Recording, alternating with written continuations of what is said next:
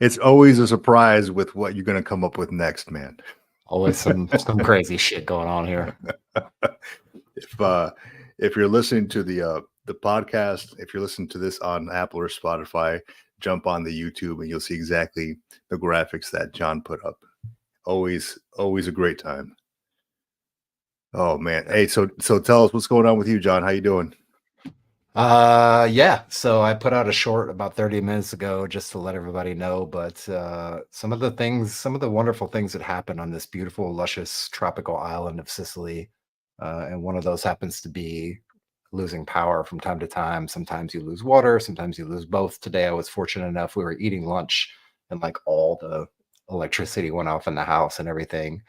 And then went to the bathroom shortly after that, and there was no water to do anything with. So I was like, okay, cool, nice. It's been like that for, I don't know, 4 or 5, 6 hours now. I was hoping it was going to come back on, but that's life on the beautiful, beautiful island of Sicily sometimes. That's the way it goes. Hey, you know what? You are well adapted for that, I think, because you have learned how to adapt, improvise, and overcome in your army time. So yeah, you are probably doing a lot better than some of the folks maybe around the area. But Yeah, I'm glad to hear that things are going up and running for you. I think the next trick up my sleeve is going to get one of those like power generator battery bank things that you take camping, or I guess you can use them for your home depending on what size you get, and maybe Right. get like a solar panel, just have that thing on standby. Because right now I've got like a battery bank running everything. I've got my camera on standby in case this one dies. Extra microphones laying around, everything plugged into the laptop. The laptop's running off a battery. So we'll see how it goes today. You know, it might be just you at some point. Hey, you know what? Hey, the show will go on some way or another. If That's I right. need to FaceTime you or something, put you on there, we'll do that. No, that's fine, man. I completely understand. Sometimes, I've had the power go down here at one point when I just moved into this place, and it was just we were scrambling to figure out how to get things back up and running. My kid had to go to school online, and it was just a complete mess. But yeah, the show will go on, man. That's good. I was just reading about Cinco de Mayo. So that's not actually they say it's Mexican independence, but they don't celebrate it in Mexico, right? So the actual Mexican independence is celebrated on September 16th, from what I'm reading here. And then Cinco de Mayo is not actually a national holiday in Mexico. So that's funny how that works. Like we celebrate it here. But it's mistaken as the Mexican Independence Day. And I'm not a Mexican. I don't know, but I know a lot of folks celebrate that, and I'm not going to take that away. So I also enjoy my beer and tacos every so often. So yeah. There goes the camera. More power to them. It's fine. Hey, we'll just say that you're out PTing before the sun comes up, and that's what it is. Making the dream work. Making the dream work. So I will say, I put out a short on YouTube on my own personal channel, just kind of my own online journal for life after the military. 5 months after retirement, what life is like 5 months after retirement. The channel is called the Green Logbook. We have it up here on the top of the screen, somewhere over there. Yep. So yeah, what life is like 5 months after retirement, and it's actually pretty good. All the fears, all the anxiety, all the light depression. I'd say the light depression that folks feel as they're going through the whole transition process. It's pretty big right before, during, and immediately after, because you completely go from a 20-year career, 20+ year career, to being on terminal leave, if you're taking terminal leave, and then being thrust into the civilian world. And there's just a rush of emotions and overwhelming feeling of what is my next purpose, what's my next passion. It feels rushed almost, and you need to figure out what the heck you're going to do. But I put that out there, and I'm here to tell you that 5 months after retirement, it's not that bad, because then you find your new battle rhythm, you find your new passion, you find your new things that you want to get into, you spend more time with family, and things just kind of work themselves into place, right? And I did reach out to two of my buddies from the Marine Corps days, one that just retired maybe 2, 3 months ago, another one that retired a month before I did. Just kind of a battle buddy check, right, to see how they're doing.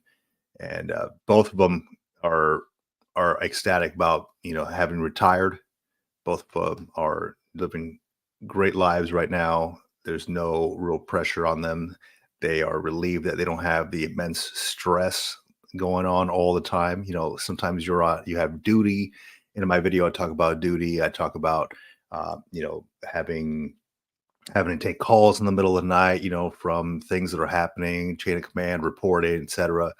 My phone hasn't rang once from my chain of command because they have no reason to they have no reason to call me, right? Change your number. Yeah, yeah. I didn't change my number, but it's almost as if I did. But yeah, I talk all about that stuff. If you're interested in figuring out or finding out what life is like after 5 months, after retirement, when all the stresses go away, you find your new battle rhythm. Check out the Green Logbook. I got it on there. But yeah, on top of that, I just got this thing in the mail here. It's the Veterans Health Benefits Handbook. So it's almost similar to what they send me, like California veterans send me this Calvet book that tells me everything I rate. This has everything, basically all like extra benefits that I might rate. I mean, it's all listed on the Calvet book. If folks out there, veterans who are in California, already have the Calvet book, you probably won't need this thing. But I mean, it has a lot of good information, a lot of good phone numbers. Let me see what else we got here. VA benefits and plans, getting started with VA healthcare, coordination of care. And I actually this week, I don't know if you ever used VA healthcare, John. I've never had to use them. I have TRICARE for retirees, but I did actually make an appointment or attempt to make an appointment just to see what it's like with the VA I'm trying to get seen for like a dental issue, right? Mm-hmm. Um, Something happened with the insurance that we have through FedVip, which is my wife is a GS, so we go through her through Benefeds, I think it is Benefeds. So I attempted to contact the VA to see about doing an appointment, and the soonest appointment I can get is about 2.5 months out. So they're very backed up, and it's just a minor toothache. I can live with it, but holy crap, man! I did not realize how backed up they were on appointments. Where I could, if I had the benefits, I could just simply call my PCM, primary care manager, and probably get an appointment sometime next week or the week after. VA was 2.5 months out. I don't know if you've ever experienced something like that, John, but I was amazed at how long it took. And that was dental. That was a preliminary appointment to get seen prior to making an appointment for dental. So Okay. it was, yeah, it kind of amazed me. I Like haven't. since I was a new patient, they wanted to see me first before I made an appointment for dental. Yeah, I So haven't done anything with the VA Health. I've been doing. Luckily, I'm lucky enough to live close to a base that has Mhm. a hospital, and I haven't really gone there for anything. I tried to go in there for like a physical the other day for Yeah. a job thing, and then come to find out I didn't need it. But it was kind of a nut roll in and of itself. But as far as getting the service from the people, they didn't seem to have any problems with it. They were really responsive, really Mm. really good. I remember, oh, it had to have been a couple months ago where they had a thing sitting outside in front of the PX, and they had a guy sitting there with a laptop, and they were doing, I guess, the new online healthcare update thing that they did, where Right. they required everybody to come and re-register basically with your CAC. So you Mhm. just bring your ID card, they scan it, and they say, "Okay, cool, you're in the system. We know about you." Um, and that was pretty much it as far as the healthcare thing. It's a little different over here in Europe, and depending on where you're at and what you're doing. I know I did read something in the VA news about expanding some of the kind of healthcare providers. So in the States, you have like primary healthcare providers, you have people, excuse me, all over the place that can take care of healthcare stuff. And they are trying to expand that out for Europe so that retirees, veterans overseas who just happen to stay here can get the reimbursement done a lot quicker, a lot easier just by setting up this kind of program. I don't know what the timeline is on it and when it's going to be in place, but that's definitely coming down Yeah. the pipeline for anybody out there who's in Europe or overseas somewhere and getting healthcare on the economy. Yeah, that's something that always kind of scared me too, was traveling overseas. I mean, not traveling itself, but getting injured somewhere overseas and having to incur some kind of a medical bill after I was retired. And come to find out, like TRICARE does cover some of that stuff, So that's good to know. That's excellent. Let me see what we got here. And you said the for the dental, that's a different program, right? So that's not, Yeah, it's that's not part through of the TRICARE. healthcare umbrella, right? So you had to Yeah, register for that separately? I did. So, and funny enough, let me see if I can pull this up here because I had some stuff on the medical information. Let me see, where is it? Oh, okay. So yes, I went through my wife's. So as soon as I retired, we went transitioned everything. I went through TRICARE Prime, and then we did the vision and dental through my wife's, uh, I guess, program. It's called Benefeds. Mhm. So the GSs or government employees have their own kind of dental program, vision program, and all that. And we opted out of the medical side because I already had the TRICARE, right? And if you're a retiree, TRICARE is like $65 a month, maybe. It's super inexpensive for, I mean, it's TRICARE Prime, not Select, but super inexpensive compared to civilian ones. Because I was getting quotes for civilian ones for an entire family, and it was several hundreds of dollars every month. It was insane, man. So yeah, big ups to TRICARE for that one. But yeah, I came across. Oh yeah, just to answer your question, John. Yeah, I was attempting to make a dental appointment under the Benefeds. Um, no, excuse me, under VA because something happened with our Benefeds where they canceled it out or it was inactive at some point. So I figured until we get that rectified, because I know we have signed up for that during the open season, they needed to fix Mhm. something administrative on their side. Maybe they had a wrong number. I don't know what it was. So I decided to attempt to make an appointment through the VA, and that's when I encountered a 2.5 month wait for the VA, which blew my mind. Um, and that was just again for the preliminary appointment. I don't know how long it's going to take after that to get a dental appointment because I had to get seen since I was a new patient. So it blew my mind a little bit. But I did want to share something I came across on the dfast.mil website. It says recent retirees have access to FedVIP dental and vision coverage. Mhm. So, and we'll link it up here on the screen for anybody who is interested. It says if you recently retired from the uniformed services, you have 91 days of enrollment, a 91-day enrollment window to enroll in a federal employees dental and vision insurance program.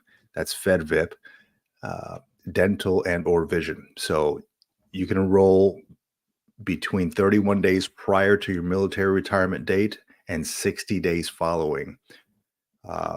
And then you have to remember that enrollment in this is not automatic. All right. So anybody out there retiring who is looking to get into some kind of vision and dental coverage, I didn't know about this until like this past week when I read about it. But man, this is some great information if you're looking to transition into something and you maybe are afraid that you're going to lose TRICARE. Maybe you don't want to pay some expensive vision and dental.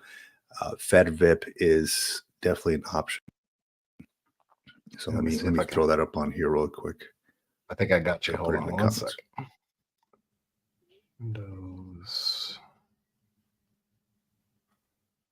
I got it right. How's that? There you go. Benefits fact sheet. And I threw the link on the comments here Mhm. for anybody interested. Yeah, there you go. Yep. Benefeds, FedVIP. And there's a little blurb on there, like to prevent the gap in dental insurance or dental coverage between your active and reserve dental plans. You have to enroll prior to your military retirement date.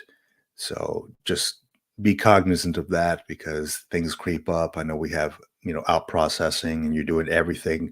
You're basically drinking from a fire hose the last month of your retirement. So keep all that stuff in the back of your mind. Thanks for putting that out there, John. Yeah, no worries. But yeah, it is a lot, man. It is a lot to keep track of.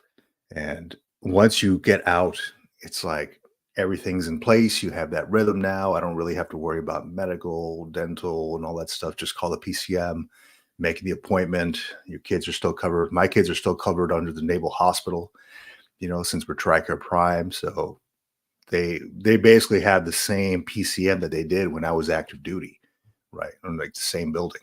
So it's a seamless transition, but it's lucky enough that I retired right where I was living already here in San Diego. So I retired here. So not a lot changed, right? We knew the area, we knew, we stayed with the same dental folks because they accepted the insurance. So we're fine with that. So we knew all about it. But yeah, if you're going to be doing something like you did, John, and going overseas, maybe you have to do a little bit more research on that. I don't know, but yeah, Yeah, definitely it dental. can be a big change. What's that? Yeah, dental's kind of tricky here too, and it depends on where you live, where you're stationed at, or where you're finally retiring at for dental, but and medical both. But I would say it's not as hard as it seems, right? It's really not. It's actually No. not too bad. Yeah. The thing you have to just be careful of is if you're living here overseas. Hopefully, if you're living next to a base, but if you're not, that's fine as well. Like you can get by on the economy. But I think if you're getting out overseas, there's probably a good reason for that, and may or may not be tied to you have a spouse that's from that country or something like that, or you have somebody there that's connecting you to that country. Like in my case, my wife is Sicilian. She's Mhm. lived here her whole life, so she knows the ins and outs, and depending on which country you're in, how the country does the kind of like the green card thing for you, depending on how you get, or if you're a civilian over here, then it's no big deal, right? You just go to work, you get regular civilian health care through the GS system or through your contract, and you Right. get some of that SOFA kind of blanket coverage. But yeah, just depends on where you're at. But that I would say that healthcare over here compared to the States is a lot better. Like you may have to wait a little bit longer in line, but they don't have things like open enrollment and like if you're here and you have residency here or you have permit to stay here, usually in 99% of the cases you get access to free healthcare. So basically you just Yeah. go, you show them your little ID card and they just let you in. You go to the doctor, you go to the hospital, like anything is pretty much taken care of because it's all um, provided by the country, basically. Yeah. By the government. Yeah, that's something a lot of countries have, man, like the universal health care. Yeah. And man, it'd be so great if the US had that, but unfortunately they don't. And No, we just live with what we got, right? So you have to learn how to navigate those things. that's right. There's one thing. I'm going to see if I can put it up on the screen here. Mhm. It is a photo that I took, a screenshot that I took. Um, gosh, how do I get this thing up on the screen here?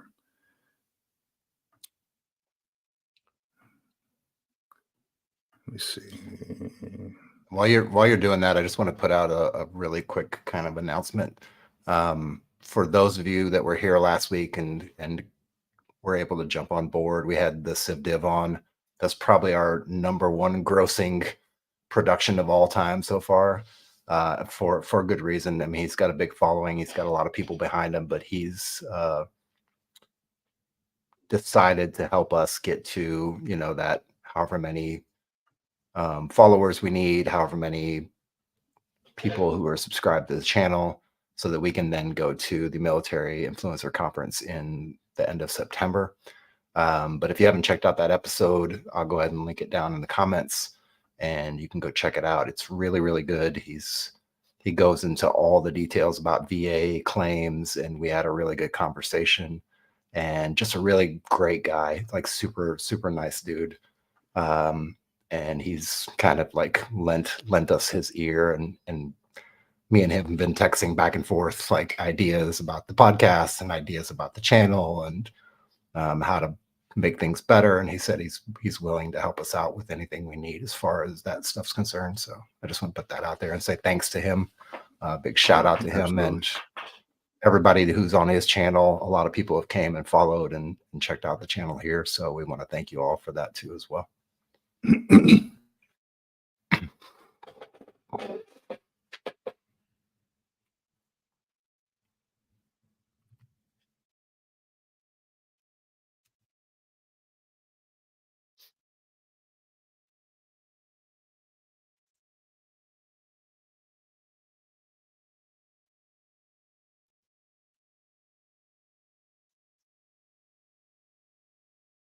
I think I might have lost your audio. Or maybe I lost my audio. Yeah. No, I got you right here. There you are. Yeah, I forgot to unpause my audio. See what happens? I have not finished my coffee yet, man. I did like a double shot espresso in here, man. I'm ready to go. I thought I was ready to go. Unsat. I am unsat this morning. Oh. If you are rated 100% PNT, is your family entitled to your pension when you die? All right. That is a question I took off of another group, and I thought, hey, you know what? I mean, there was a lot of laugh emojis, but I'm like, okay, this is a legit question, right? Because I mean, what does happen to your entitlement, to your retirement when you die, right? To your 100% VA entitlement when you die. So, and I didn't know the answer to that myself, so I did some digging on here based on what I was reading on the comments and all that. And there's things that I saw on here called the dependency and indemnity compensation, the DIC. Okay. It's a monthly benefit paid to eligible survivors of service members who died while on active duty training, or veterans who died as a result of service-connected injuries or diseases. So there's a connection between what you were disabled for or rated a disability for and a cause for the death, then that falls under that eligibility. Or veterans who did not die as a result of a service-connected disease or injury, but were totally disabled by a service-connected disability for at least 10 years, or they're released from active duty for at least 5 years before death, or for at least 1 year before death if they were a former prisoner of war and died after 1999, September 30th, 1999. The eligibility extends to surviving spouses, surviving children, and even parents. And it goes into like how that gets paid, right? So there's like a little pay chart down there, and I'll post this PDF here on the comments. But it says veterans who died after 1993, their surviving spouses receive about $1,612.75, and that was effective December 2023. And there's also added amounts, right? Like if there's any extenuating circumstances, et cetera. And then surviving children between the ages of 18 and 23 in a qualified school program get $338.49.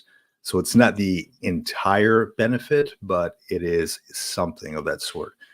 And on top of that, we also preach, hey, look, get your life insurance before you get out, or while you're alive, I suppose, right? Get your life insurance, because that way you can make sure your family's taken care of. And I'll put the benefit up here, the PDF in the comments. But that's a big thing, man. You want to make sure that things are covered after you depart, right? Especially for your family.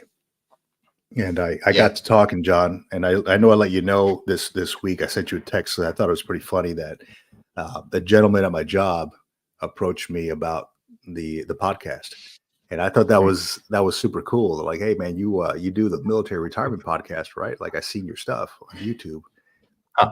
and I had just come out of a meeting, and I had papers and stuff in my hand. I'm like, what are you talking about now? And I was trying, I had to like shift gears, right? uh but for one thing, it shows that the channel's growing. For two, I was happy to talk with the guy for about 30 minutes about everything he had going on. And he had not gone through the TRS process or the TAP process yet, so he didn't really know about the BDD claim. So I'm glad that we were able to get educated on the BDD claim there on the spot. And he had mentioned like, hey man, it almost seems like it's like a secret, the BDD claim. I'm like, well, I mean, they tell you about it in the TAP, right? But not a lot of folks take advantage of that. And some folks actually try to take advantage of it when it's too late. But I did tell them the time frames and let them know, hey, dude, if you need any assistance, let me know. That's what I'm here for. We're here to push out as much knowledge as we can to the masses, so everybody can be educated on how to be, how to have a successful transition. And yeah, we sat there for about 30 minutes, man. We were talking probably a little bit longer than that, right there in the middle of my office, just talking transition, retirement, and medical stuff, things he could possibly claim, things that I've seen that were, you can claim. Talking about the DSM-5, which is a thick booklet that medical usually goes off of to diagnose mental disorders. DSM-5 is the Diagnostic and Statistical Manual of Mental Disorders used by mental health professionals. There are other fifth editions, hence the 5, right? Something that I used to read when I was doing like all my legal stuff in the Marine Corps. But yeah, we got to talking about that. I'm like, well, I mean, if you think you rate secondary stuff, pop open that DSM-5. You could probably find that online and see what kind of secondaries there are, right? And I felt good that he walked away with a little bit more knowledge than he had before. I felt real good about that, and I made myself open to that. Like, hey, dude, if you need anything else, please. I mean, you work downstairs. Come up. We'll talk about it. And he had been in for 27 years, so a significant amount of time.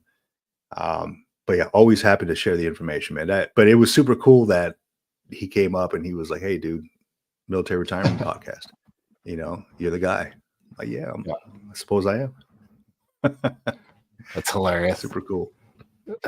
Super cool. Yeah, and for everybody who's paying attention, like if I'm looking over here and I'm not actually playing video games, I'm actually just queuing stuff up. But I did want to, since you brought that up, I did want to bring this up. This is an email that I got when I actually started my BDD process. And this is literally the email they sent me back saying, hey, we need this, we need that, we need all these things. So yeah, if you go through a VSO, which is what we recommend, and with all the stuff happening in Congress and happening in different states around the country right now, if you go to somebody and they say, hey, yeah, we'll do it, but we're going to charge you X amount of dollars, like I would immediately like step out of that room and walk away, because you may get wrapped up in something you don't want to get wrapped up in, especially right now. Maybe 5 years ago, I would say, if you feel like that's what your thing is, go do it. But I would honestly say, and this is, I mean, again, this is just advice. If you want to take it, you can take it. If you don't, you don't. But if you walk into an office that claims to be a VSO and they say they're going to charge you money for doing your VA claims, especially BDD claim, as we talked about last week, that's well, I mean, they know what they're doing, but at the same time, you might get wrapped up in something that is not going to be good. But yeah, the VSO will definitely send you forms. Here's a couple of the forms they send you to figure out evidence of substantiability for the claim. And these forms are really long, even though they say easy on them. There's not much easy to it, but these forms is what they'll send you, and this one's for if you're claiming for supporting spouse or children under the age of 18 or whatever. So we do have a video about that. It's kind of like a brief overview. We also have a conversation that me and you had about BDD claims. I think we've got a few videos for BDD stuff out there on the channel. If you want to check it out. So just go to our channel, search BDD, or look for BDD, and you should be able to find us. And we're definitely willing to do some more BDD claim kind of content, I think that's what we need to do probably moving forward, is maybe some more Yeah. BDD specific content. Because Right. again, like you mentioned, the guy said it seems like it's a mystery and it's kind of like a hidden gem that you got to kind of find, even though they tell you about it. Mhm. When they were telling me about it, I didn't hear a word they said about it because it was just all this stuff coming at me like 100 miles an hour. It is. It is a lot. Yeah. But yeah, so I reached out to, like I mentioned, two buddies of mine that retired recently from the Marine Corps. Um, one of them, I believe, submitted his BDD claim. Well, both of them submitted their BDD claim, and there was issues with one of their BDD claims, and it prolonged the whole process, right? Where he fell outside of the bounds of the BDD process, and one because he was moving, right? He didn't actually attempt to start it until he moved to his new home of record, where, outside of the Marine Corps. He retired out of here, San Diego. He moved to a different state, and that's when he attempted to start it there, but he fell outside the bounds of that. So now he had to put in a regular VA claim, right? Which, what I'm hearing from several folks online and even through the VA themselves, is that they are backed up on VA claims severely, man. So just be cognizant of that if you are attempting to submit or on the fence about submitting your BDD claim. There's no reason not to submit your BDD claim. You have everything up front. You can do it while you're still in uniform. But my buddy submitted his regular VA claim, and I reached out to him yesterday. And as of yesterday, the dude retired in October of 2023. As of yesterday, he has no VA claim yet. He has no VA disability rating yet. Whereas I did my BDD claim in December. I I did my BDD claim in the middle of 2023, and I EAS'd, left the Marine Corps officially in December of 2023. 11 days later, December 11th, I got my VA disability rating. So it was not until, I think it was, they skip a month, I believe. So February 1st, I got my first um, payment from the VA, which was super efficient, super expedited. All I preach all day. If I could say one thing to any veteran, do your BDD claim. Do your BDD claim. I can preach that. I'm going to stand outside with those guys that are like preaching the Bible, and I'm going to hold a sign that says, submit your BDD claim outside of the base, right? Get a megaphone. Get a megaphone, right? Stand on top of a box. Submit your BDD claims. We should get with that guy, a veteran with the sign. You've seen his Instagram. Veteran with the sign. Have him hold something up. Submit your BDD claim. There you go. For any veteran out there, because I don't know if they are or not. I saw it. I saw you there, John. You're writing it down. You're on your game, man. Yeah. I gotta go look up veteran with a sign. I haven't seen that one. Yeah, veteran with the sign. He's a pretty good dude. He puts up some good motivational messages on these cardboard signs, and he just holds it up. Like look out for each other or something like that, or buddy check or something. But yeah. Along with that, man, I've been doing a lot of reading this past week, really this past month, and I'm trying to finish this one. I've read this one before, and I really kind of skimmed through it. It's called Tribe by Sebastian Junger, and I'm not sure if I'm pronouncing his last name right. Maybe Junger, I don't know, but it's Tribe on Homecoming and Belonging, and it's one of those books that I find is very related to leaving the military and transitioning into the civilian world, because it talks a lot about tribes in here. Obviously, it talks a lot about like indigenous tribes, and how, like, when one is pushed out of that tribe, it's hard for them to find their new place somewhere else, right? And it goes into depth on this in different tribes, right? Like the Kung tribe and all that. But there's one that I highlighted on here, and lucky enough, this is like my own copy. For some reason, I thought it was the library's copy, and I'm over here writing in it, and I'm like, oh shoot. Oops. But no, it's my copy here. So I highlighted something that says, I put my own personal thing on here that says purpose, but it says human beings need three basic things in order to be content. They need to feel competent at what they do. They need to feel authentic in their lives, and they need to feel connected to others. And that's really everything that the military gives you, right? You learn, you bloom where you're planted, you learn what you're doing, you learn your job, you feel competent in what you're doing. You feel like authentic in your life. You have this whole life. The military is this little bubble, right? And I think I've talked about this and I mentioned this before, John. Everything is kind of provided for you, everything's given to you, basically, right? If you need a place to live, you got housing, you got BAH, you got medical right there, you got dental. Everything is there for you, really. I mean, you don't really even need to leave base if you didn't want to. You got the comp exchange, etc. And you need to feel connected to others one way or another. You're going to feel connected to somebody, right? We PT together. We we we're out. We're 5 in the morning. You may not like it, but you're PTing together. You're kind of in this stressful situation together, and it kind of builds a camaraderie, right? And you feel connected. If you ever lived in the barracks, like, hey, sometimes it's cool to go to your neighbor's place. When I was living in the barracks, Friday nights were like music on. Everybody's going to everybody else's room, hanging out. Hey, if you're of age, pop open a beer. Play some PlayStation or whatever it was, PlayStation 3 at that point. I mean, I'm kind of dating myself here, right? But uh, PlayStation 2 or 3, I can't recall what it was. But I mean, you feel connected to others, and then once you leave the service, man, it's like, all right, what happened to all this, right? I am competent in what I can do, right? I know how to do this job. Now I have to figure out what the heck I'm going to do next, right? And it's like it's overwhelming sometimes because I had that same situation.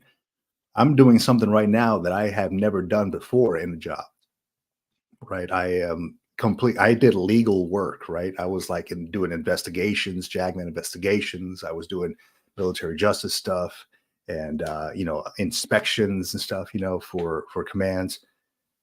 And then now I'm doing something else, and I'm supporting a naval command. And I'm like, okay, well, I've never done this before, but during the interview, I was like, hey, you know what? It doesn't mean that I can't learn it, and I'm sure that I could learn it. So they're like, all right, this guy seems like he wants in.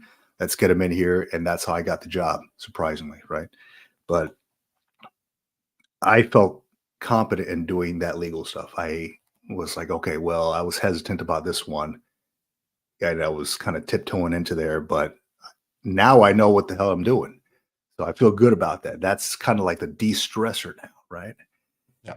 And and I feel authentic in my life. Like I don't have that stress now. I have that new battle rhythm now. I have a new mission. I have, my family's in a good spot. We have a house now. My, finances are in order. Everything is good. I got a job, I got a life outside of the military now. I feel like I fully made that transition now, and I do feel connected to others. My job consists of many folks who are still uniformed. They're Navy, Vice Marines, but it does feel good to still have that connection to the Navy, right? But or to the military, because the folks are joking, and I understand their dark jokes and all that. It's great, but I just feel like I have that camaraderie with these folks because a lot of them are prior military, a lot of them are, active duty military, and then we had the same mindset. So I feel like if I went straight into a full civilian job, I don't know, man, I might get fired the first week for for the crap I talk about sometimes. But no, I'm kidding. It just feels good to be connected like that, man. I think that helps in the whole transition. And I preach that to a lot of folks who are looking to get into like the federal service. Like, hey, man, how can I get my foot in the federal service? I've applied to like 200 different jobs, or like, Justin Murphy's on the comments right now. He mentioned, we've had him on the show before. He mentioned he applied to like 250 jobs. Yeah. And I told folks, hey, look, get your foot in there with a government contractor job and get on your HR's list, their email list, and have them push out openings, direct hires and that unit that you're attached to, that you're working with. And that way you have the inside knowledge on what is open. And they'll for one, they already know that you're in that area, so you can do the job. For two, you have the inside knowledge from the HR directly. I can just walk down the hall. I'm on the same email list, right, from my HR. I can walk down the hall. Hey, I saw you have an opening for blah blah blah. Hey, I think I'm the guy for the job. All right, apply. We already know you. We'll put your resume on the top of the list. You got the 10-point preference. You got this and that. Cool. I'm already in the know, right? I try to preach that as much as possible, man. But to each their own. If they want to go that contract route, they can. If not, it's all good. Let me see. Yeah, and Have you read this one, John? I have read some of it. I haven't read that whole book. Yeah. I'm actually reading. See what I'm reading right now. So I just got a book from someone, and I'm gonna start reading that. It's a 90-minute book. He literally just released it. Yeah. Where is it at? Derek Sivers. I don't know if you ever heard of Derek Sivers. Yeah, I've heard The of name.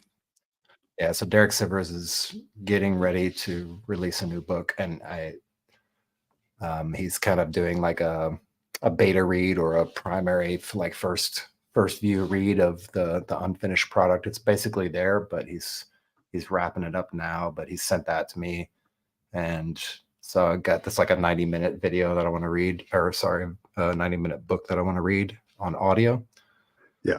But Junger's book, I have not read the whole thing. I've read a few parts of it, and then I've read a bunch of other books that kind of point to that book, but I haven't made it that far to get to that book yet because I have so many other books that I'm reading. Let me stop playing that, but this is what I'm reading currently. The Fourth Turning is Here. Yeah. By Neil Howe. So it's a second edition book of another book called The Fourth Turning that was written back in 94, 95, somewhere around there, that basically talks about the cyclical nature of humanity, basically from an American perspective, and how we've hit like these 80 to 120 year cycles.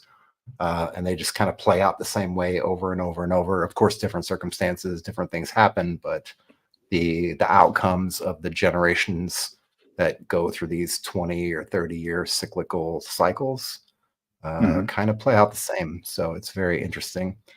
And it does mention a lot in there as well about what Junger talks about as well. It's like finding that connectedness, finding your purpose. In the case of this book particular, it's finding out what actual generation you're a part of and where that generation kind of falls in the grand scheme of the generational like cycle, the 80 to 120 year cycle. So like for us, we're the nomads, the Gen Xers, right? So we have a role to play within that cycle. So I'm just kind of learning about that, but yeah, it's definitely Junger. I've heard Junger's books being mentioned all over the place, and the few snips that I've read are amazing. I want to say he's got another book out there before Tribe. Yeah, he's got a few of them. I definitely recommend it though. It's incredible. I mean, I've read it before, and I really didn't pay that much attention to it. It was kind of like I got to read about the transition, and then I figured, I need to get back into it again. So, as I'm waiting for, little league games to start, I'm sitting up in the stands, I'm reading this stuff. I'm trying to knock these things out, but actually taking the time to learn about it, to highlight things, to take things like lessons and actually apply them to my life that I've learned. Right. For one, there was another quote in here was pretty good for. It kind of resonated with me in that, when I got into my new job, it's kind of like a security type job, right? So there's no windows, you're basically almost like in a skiff, right? You're kind of enclosed, you have to leave your cell phone outside, stuff like that. And it had mentioned that, in effect, humans have dragged a body with a long hominid history into an overfed, malnourished, sedentary, sunlight deficient, sleep deprived, competitive, inequitable, and socially isolating environment with dire consequences. And I put on there my new life question mark. So, and that's exactly what I was feeling, right? Because I'm like, man, how long have I, even in the military, I have not put myself first, like my health and my wellness first. It's always been about the mission, the mission, the mission, right? And and it wasn't until after I left the military where it was like, it kind of like this whole world opened up. And I'm like, man, I do need to put myself first because for one, you're receiving all your retirement pay, your VA disability pay. You want to take care of yourself, right? Yeah. You want to take care of yourself for as long as possible. So, because that's as long as you're alive, you're going to be getting that. So, and on top of that, you want to be healthy enough for your family. If you do have kids, you want to be able to go out there and throw the football or baseball around with your kids. You want to be healthy enough. Many times I see, retirees who get out, a lot of them are in like wheelchairs or, not to, not knocking on them or anything like that. I mean, I'm sure many of them require those and many of them have, mobility issues. That's fine. But I don't want to be the guy walking around with a cane, you know, in 10, 20 years because I never took care of myself. Right. Yep. So, sunlight deficient, we decided to stay here in San Diego. Some places don't have a lot of sunlight. San Diego is actually kind of deficient in that recently. It's overcast a lot lately, but I try to get outside as much as possible, man, because, just being in the military, I'd go outside of PT. I try to, schedule my time to get out a little bit. PT in the afternoons, go out in the morning. There's a lot of times people lock themselves in the office and they don't come out. They don't come out. Go. Sleep. Yeah. Yeah, you sleep deprived. You go to sleep late. You wake up late. You got to take care of that stuff. We're competitive, socially isolating. We just have to take care of that. That kind of part of the book resonated with me a little bit, and I thought I could share that on here. Yeah, I think that's where I mean, of course, I would love to get a job and make some extra money and pay for some things. And of course, like right now, I got to furnish, things in the house and do things around here as well. But at the same time, like this 2 years or however long it's been, 2.5 years that I've been out already. And I do kind of feel the disconnection, right? I'm not socially isolated, but I'm isolated by language, at least when I'm out in the economy, right? I don't speak Italian perfectly yet, so I'm still learning it, still coming along. But Just use your hands, um man. yeah, you can Use literally your just hands. talk with your hands.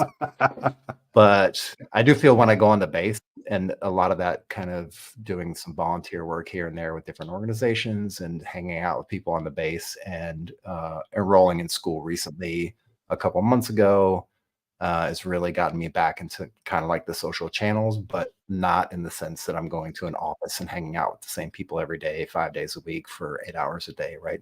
Um, I really don't miss that. If I can Yeah, do a job that takes me outside, that can let me do things like gardening, like moving asphalt around, like something hmm, outside, right. would probably be best for me because I have spent the last, 20, 25 years sitting in an office, sitting in a cubicle, 8, 9, 10, 12 hours a day. It gets repetitive and you lose vitamin D, you lose sleep because you're stressed about things and worrying about That's things. right. But I've, I've really been able to take a step back in this last 2 years. And even like this morning, I got up, my wife went to work, and I was like, you know what? I'm just going to go downtown. I know they've got a flea market. They've got a regular open air market that they do every day. They've got a fish market that's there every day.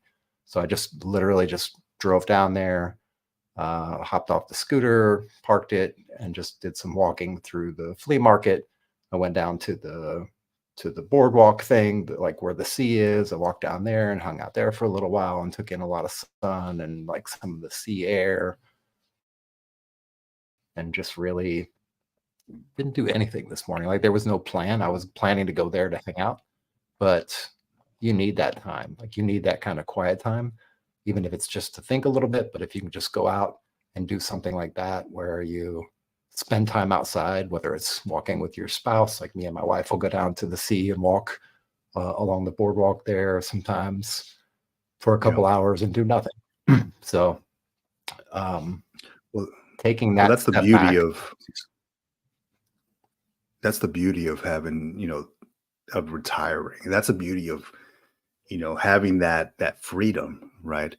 Um, I came across this one post on the military retirement group, Mhm. and the guy was saying, hey, he found this new job, after he retired, and he has every Friday off. He has a long weekend off, so he only works like 4 days a week.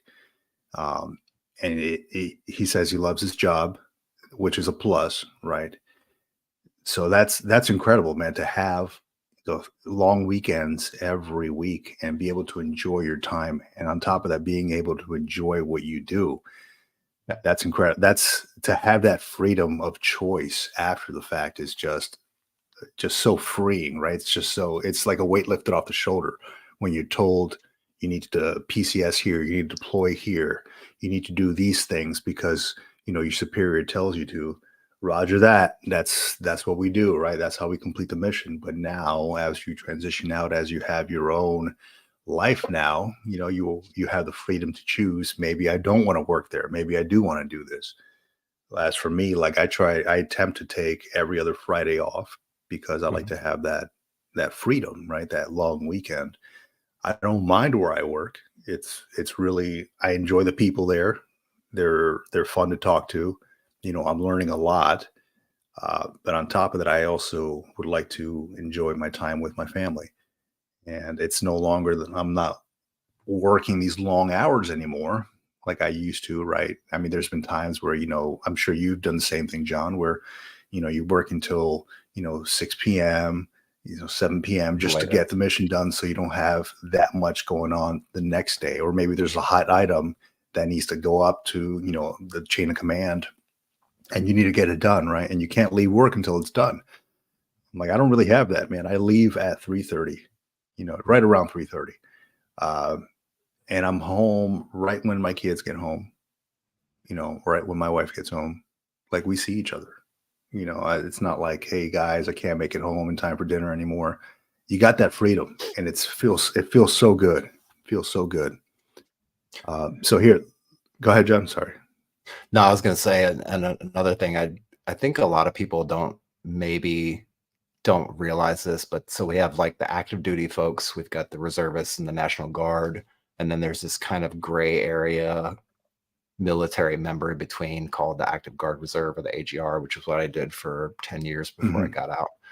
Um, that's actually like, not only are you doing the 9 to 5 regular active duty kind of work, you're doing PT formations once in a while, you're doing late hours in the office, but you're also managing everything pointing towards that drill weekend or that battle assembly weekend that comes up for the reservists who come in just once a month for 2 or 3 days, right? Yeah. And then on top of that, you have to be there for that weekend. So it's not only is it doing all this work in the office, doing all this work to prep for the weekend battle assembly that's coming up, but you're also there on the weekend, like at least one weekend a month, working through the weekend. And those hours are really long Yeah. because they want to maximize all the time for the reservists, right? They want them there at 6 in the Right. morning. They can keep them there till 6, 7, 8, 9, 10 at night, because most of them are not going home. Most of them are staying there for the weekend. Hmm. Or if they're going home, they're within commuting distance. They're not too far away, but they lock it down pretty tight. And Yeah. so you're working active duty all week, and then you come in for 2 or 3 more days on the weekend and work through the weekends once a month as well. Plus, like the 2 or 3 weeks that you do the active duty training, whatever it is for the reservists, you have to participate in that, and that's 2 weeks straight through. So it's pretty brutal. I'm happy to say that I don't have to do that anymore. And it was a blessing to get that, because those opportunities for Active Guard Reserve AGRs are not widely available. You have to apply for it. They have a pecking order, Yeah. um, if they give you a position, you have to take it. Otherwise, they bump you down to the bottom of the list. But yeah, now it's really nice to take that time. My wife, her job she just started doing recently, it's like 4 hours a day, and it's like 5 days a week. So it's a lot of work. It's heavy duty work. She fully enjoys it, but it's literally like 4 hours and then you go home. 4 hours and then you go home, right? So I need to find something like that, John. That sounds incredible. she loves it. She loves it.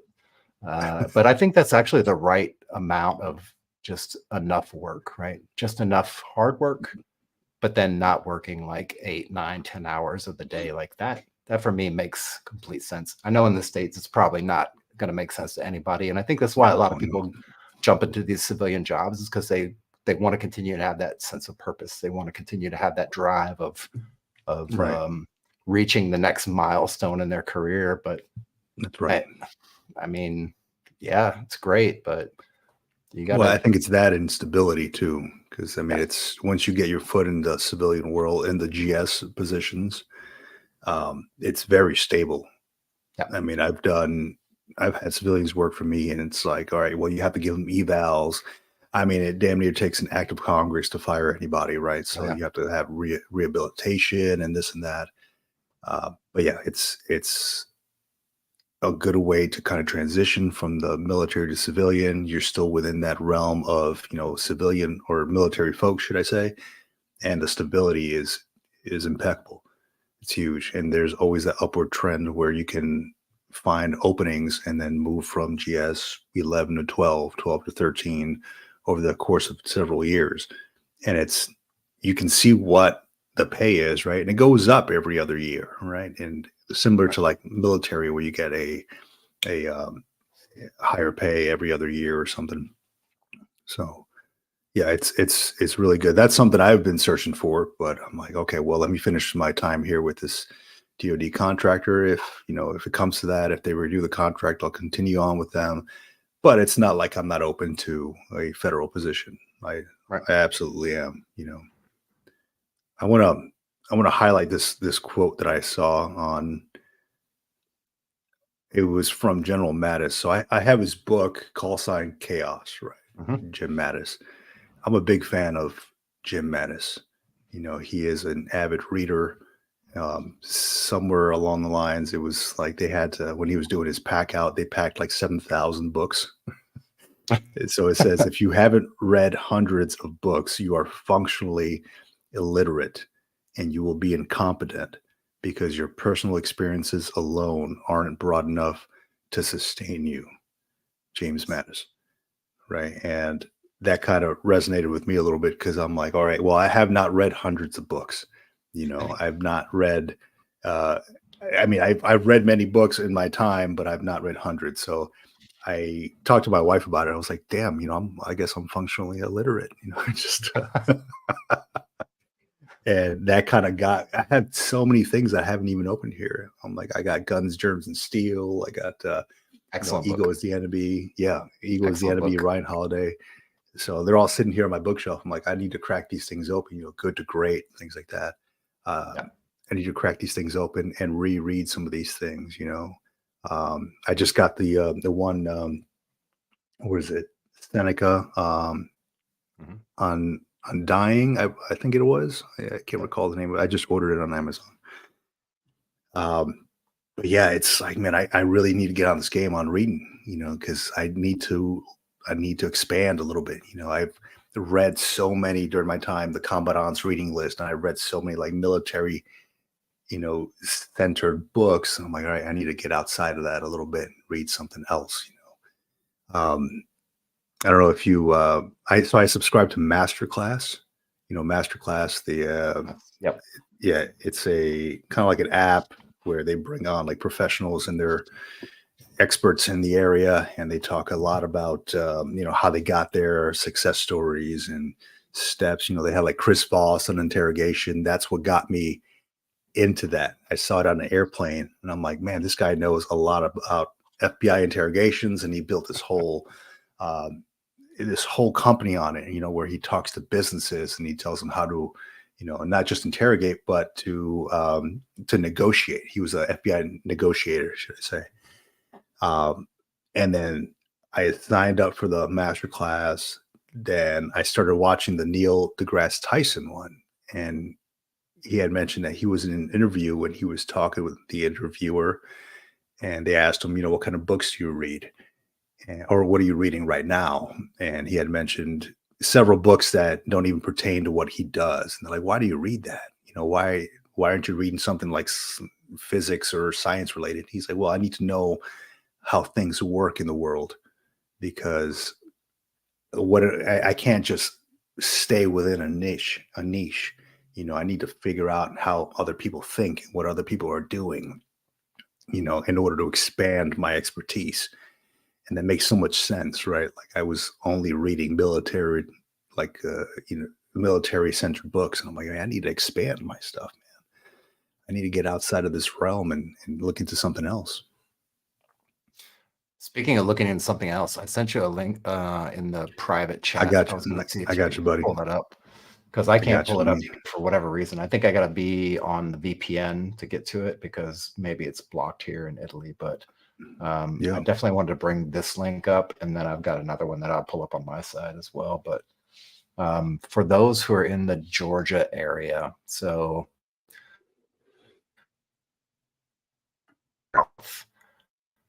is that the one? Yep.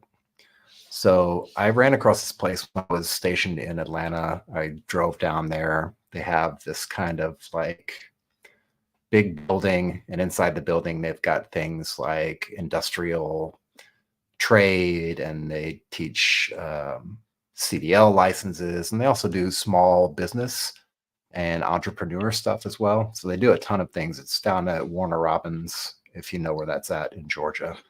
If you're in Georgia, you should definitely go take a trip down there sometime, take a weekend or something like that, and just drive down and check it out, or just reach out to them on the website. They do have a thing coming up in about a week that they're going to do, but they also do a bunch of live stuff now and again. They do job fairs and things like that, but mainly for the Warner Robins community, but they're available to anybody inside the state of Georgia.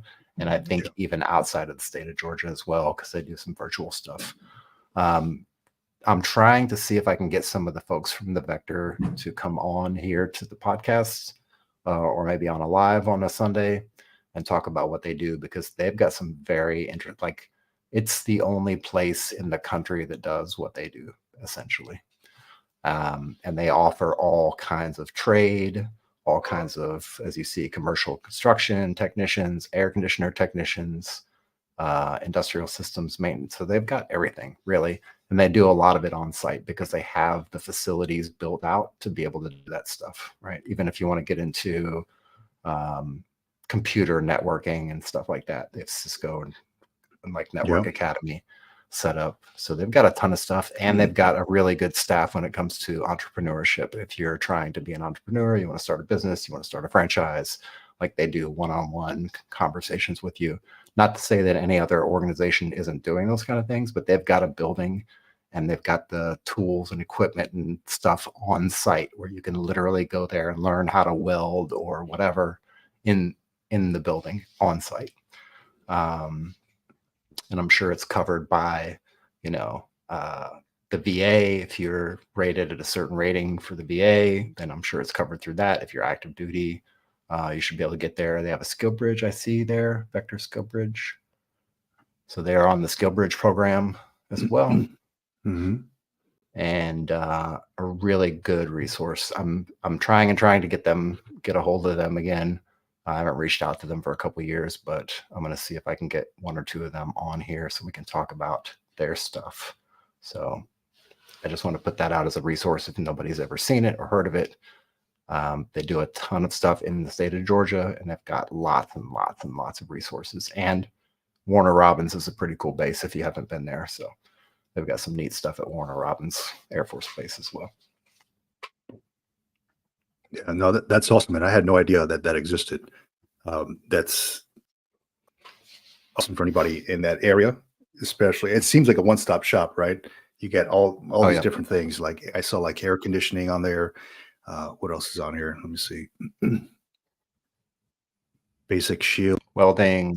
metal arc welders, yeah, air conditioning, commercial electricians, industrial maintenance, AI enhanced robotic manufacturing. Okay, Cisco networking, commercial truck driving, bunch of good stuff, man. I'm interested in that AI because the AI is probably the future of where everything is going, right?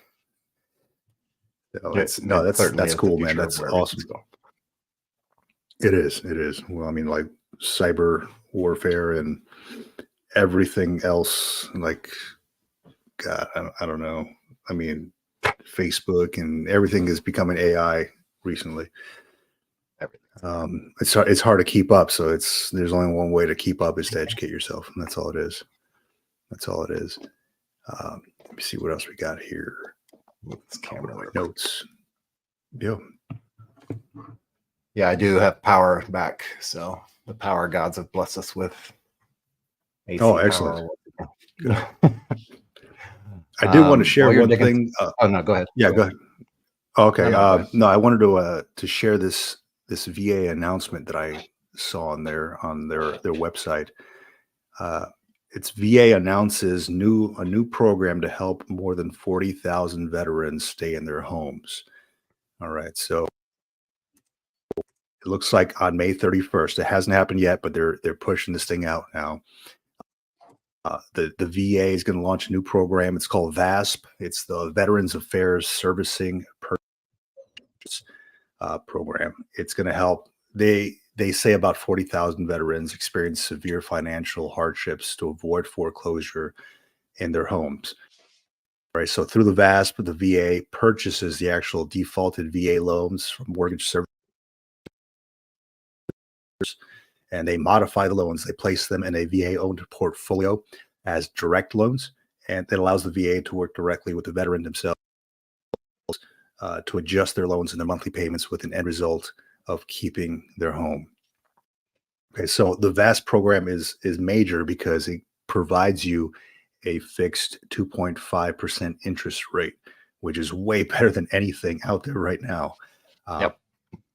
But you cannot apply for this yourself, right? So that's kind of like the catch. Because as I was looking through it, I'm like, okay, well, what's stopping folks from saying, hey, I'm having financial hardships. I'm going to go ahead and apply for VASP, right? And without actually having financial hardships, right? Maybe they're just interested in the 2.5% interest loan, which is amazing, by the way. Now, the mortgage servicers themselves, like if you have your mortgage through Navy Federal or something like that, or USAA or something, they are the ones that identify the qualified borrowers and then submit the requests on the veteran's behalf. I mean, so the VA has several different criteria you have to go through. They have like several programs that you have to like go through before you can even be eligible for this stuff. There's 7 tools that the VA offers, and one's like a repayment plan, one's a forbearance, loan modification, Veterans Affairs Servicing Purchase Program, extra time to arrange a private sale, a short sale, a deed in lieu of foreclosure. So basically, you can't just apply for this thing. You have to talk to your mortgager, whoever holds your mortgage, and see if maybe you are eligible for the VASP program. And they're looking at this as a last resort type thing. But for anybody who maybe losing their home or is looking at foreclosure, that might be something that they look at. And that's not going to go into effect until the end of May. So be on the lookout for that. Yeah, because that happens a lot, man. More than I noticed. It's, folks who can't make their payments, maybe property taxes go up or whatever the case may be, and they can't afford it anymore. Maybe they're on a severely fixed income and they can't pay for their stuff. And then they go into foreclosure and they get the notices, etc. This will help the veteran stay in their home to avoid veteran homelessness, right? That's the ultimate result, is avoid veteran homelessness, because that is a problem in the U.S. and we want to take care of our own and make sure that everybody has a place to live, especially here in like if you ever driven through like LA, Los Angeles here, Mm. I mean, it's like tent city, man. The homeless issue is insane, like entire roads, boulevards. I mean, I'm not saying that they're all veterans, but I've seen a lot of Right. people with like hats or whatever saying, signs holding up, saying veteran, homeless veteran. I don't know how many of those are legit or what, but I mean, it seems to be a big issue. So we want to avoid that. And good thing that the VA is coming out with that stuff. Yeah, I saw the same in Atlanta before I left, and maybe we'll see it again when we end up there in September, hopefully. But yeah, there's Yeah. like tent cities underneath the overpasses, like right inside the city center of the city. There, it's insane. It's crazy. That's right. So speaking of Atlanta, I'm glad you brought that up there, John. So anybody out there watching, anybody out there listening, so John and I have a goal. We have a milestone we need to hit of 1,000 subscribers before we even think about getting tickets and booking anything for the Military Influencers Conference. We have high hopes of going to the conference and then doing some live streams from the conference, talking to folks out there about military retirement, things like that, and just kind of bringing you into that whole military influencers conference world. But we will not be looking at anything unless we hit 1,000 subscribers on the YouTube channel. So if anybody out there who's listening wants to help us out, hey, go ahead and subscribe to the channel, log on and hit like, subscribe, become a member of our community. And, we're always pushing out good information. And we just want a chance to get out there and see what it's all about. Interview folks. Can you do a thumbs up real quick? I gotta see this. It didn't work that time, huh? When you did a thumbs up earlier, there was like a thumbs up emoji that flew into the screen, and I was like, really? Nice. Yeah. Nothing. Not this time. Might be my weird, like broken thumb. It's not registering. But no, that's exciting, man. That's exciting. I'm looking forward to that. But we need to hit that milestone of 1,000 subscribers, and I think we're almost there. What are we at now? I think we're at. We are at 400. Let me look. 477. 477. Yep. There you go. Man, all right. Well, I mean, almost halfway there, but we still got some time. This thing is not until September, but let's not wait until September because prices are going to go up. Yeah, especially for you, John. You're having to fly across the world there. Yeah, if I have to, I'll take a Mac flight. Take a hop from here back to the States and drive somewhere and figure it out. You know all about that because you've covered a bunch of the Space A stuff on the channel too early on in the beginning of the channel. So you know how to work all that stuff. Yeah, I've only taken one. Go ahead. I've flown probably thousands and thousands of hours of Space A. So much so that I think, what was the last one that I flew on? It wasn't the last one, but it was like a C5, the great big one, right? The really, really, really big one. I think it's a C5. It might be. It's escaping me right now. Yeah, it's like C-130 a C5. and then, okay.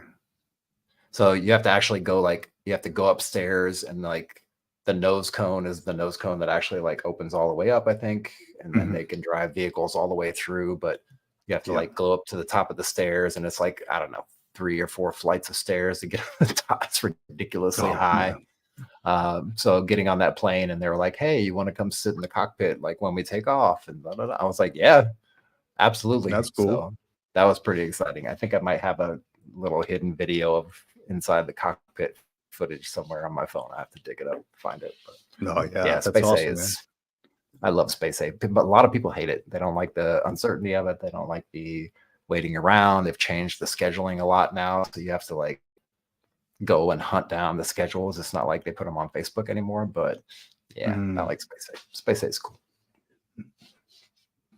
Yeah, there was only one time where I took my Space A, and it was to Okinawa when I was on mainland Japan, and I didn't do the timing right, and we went there during a typhoon, so it was like everything was closed, and I'm like, shit, we didn't have any food, We were staying at the hotel at the Air Force Base out there, and I had the bright idea of trying to, well, for one, going to check the vending machine. Everything was cleared out of the vending machine, Mm. so I went outside, ran to the front gate, or no, what I do? I took a taxi to the Yoshinoya place, the restaurant right off the base. Okay. I got a bunch of food and went to go bring it back, but they wouldn't let me back on base because it was unsafe driving conditions. So I was like, you know what? I had to make some calls at that point. I'm like, hey, look, through the network, right? Networking, right? I had to make some calls, and ultimately I got on base. But I mean, there was like trees in the road and branches everywhere. It was terrible. And like the bags I was holding were flying all over the place, and I got back to the hotel, but the circumstances were not very good. So yeah, that is my that's my space A story. Would I do it again? Sure, of course. I will say that it is a little tougher for families to find Mm. space on space A. If you're like a single person, maybe two people, it looked like those folks were getting on the space A pretty easily. Whereas where I was seeing people with strollers and families trying to go to, say, Hawaii or something, it wasn't working out for them. They look super stressed. Yeah, it depends on the time of year and depends on where you're going. Yeah, it's kind of funny how it all works out. But I think one thing that a lot of people don't actually realize, people that are still on active duty that may be deployed to like the Middle East or somewhere.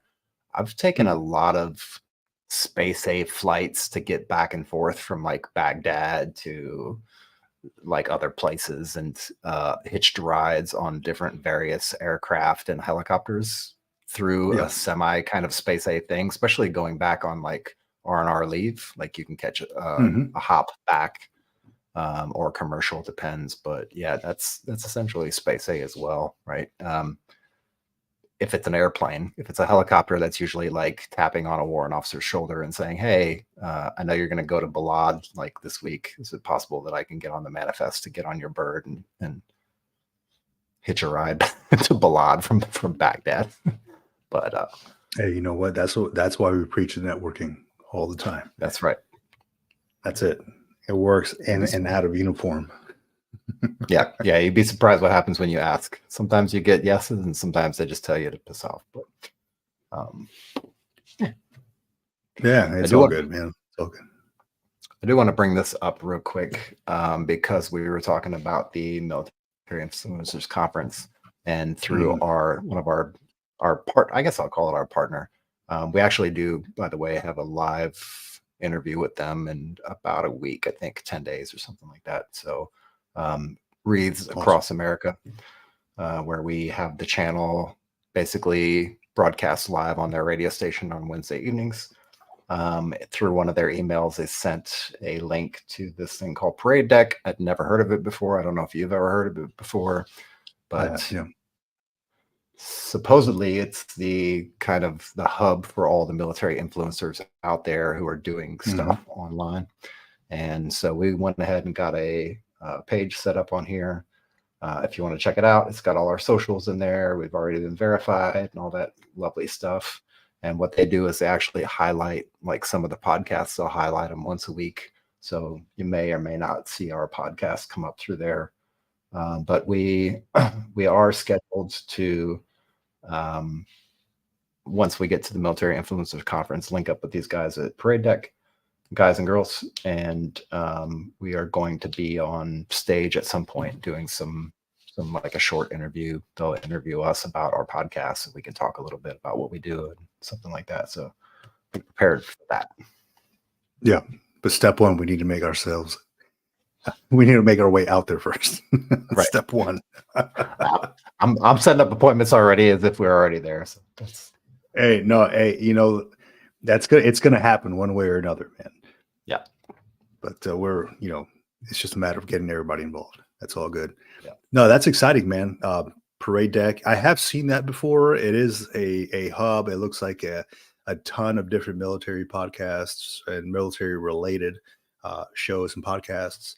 Um, it I mean, it's like a one-stop shop again. You can go on there and find a ton of stuff. I mean, you have, what is it, Vet SOS, you got that Riley lady there, Chef Rush, he's been on a few shows. Chef So Rush is it the looks man. cool. Yeah. Yeah. He needs to get some bigger shirts though. Yeah. He's a former Things don't Marine, fit. right? Oh man, I don't know. I've seen him on shows. I guess I've never really had a chance to ask him. The more reason to go to Military Influencers Conference if he's out there and talk to Chef Rush. That's Let's right. make that, let's make it happen. Let me Chef write that Rush. down. Chef Rush. Maybe we'll have you arm wrestle him or something. I'd on love the to go in the live. kitchen and cook with him. I'd love to be on his show and do some cooking. That's what I would love to do. Let's do it. Let's do it. Yeah, some cacio e pepe or something. Yeah. No, but this is great, man. I've heard about him, and I appreciate you getting in contact with him, John. I look forward to getting with them while we're out there at Military Influencers Conference. I'm already kind of pushing it out there to my network as if we're going, right? Yeah. But I definitely have plans to make that happen. So if anybody out there can help us out, all it takes is a subscribe to the channel, and you will help us out immensely in hitting our milestone. So that's great stuff. Yeah.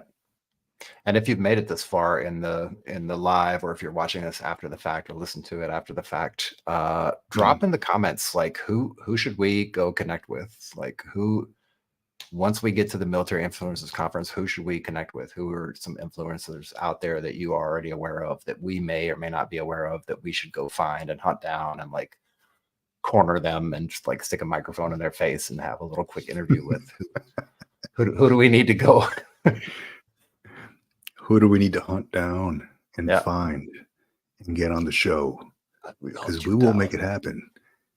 We have a particular set of skills, and we will make it happen. No, this is good. All right, John. Yeah, I think we're good. I think right now is a good time to call it if you're good with it. Yeah, I appreciate everybody hanging on the live stream with us. It's been awesome getting all this information out there, getting updates on VA stuff, on book stuff, and again, talking to John, his Minions mug. It's been awesome every week. And again, if anybody has any questions, please feel free to, yeah, there you go. If anybody has any questions, please feel free to put them up on the live stream chats or reach out to us on the Military Retirement Podcast or the Military Retirement Group on Facebook, YouTube. Make sure you subscribe, or even my own personal YouTube channel, The Green Logbook, where I just document life after the military. Yeah, we're going to be putting this up on Wednesday, like we have been already. And I think Jessica Marisette's episode is going to be coming out Wednesday. So just be ready for that. That's a really good episode. I didn't do much editing, so there may be some parts in there that are a little bit wonky, but yeah, that episode's coming out, and we've got a couple more episodes lined up down the road. So we'll let you know on the live when we're going to post the next episode for interviews and stuff like that. So. Oh, yeah. All right, John, it's been great. Cool, man. Thank you, everybody, and thank you for hanging out with us. We'll check you later. Out here.